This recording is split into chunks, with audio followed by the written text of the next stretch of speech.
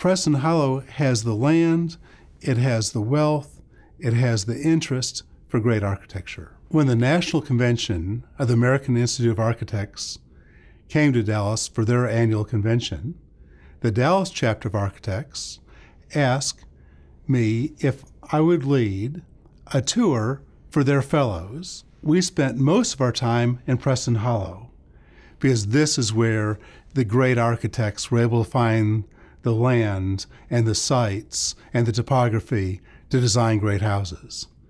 So we would go and look at the Richard Meyer designed home on 4 or 5 acres, the very modern home, and then right next to it would be an eclectic home on several acres designed by Robert Stern.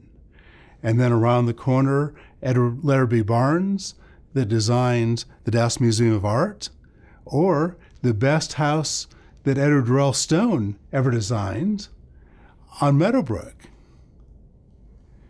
You have Harwell Hamilton Harris, a California architect that came to Dallas that designed his personally favorite house, also on Rockbrook, a mid-century modern home. And then he also did Republic Bank Tower downtown. And that's one of the interesting things.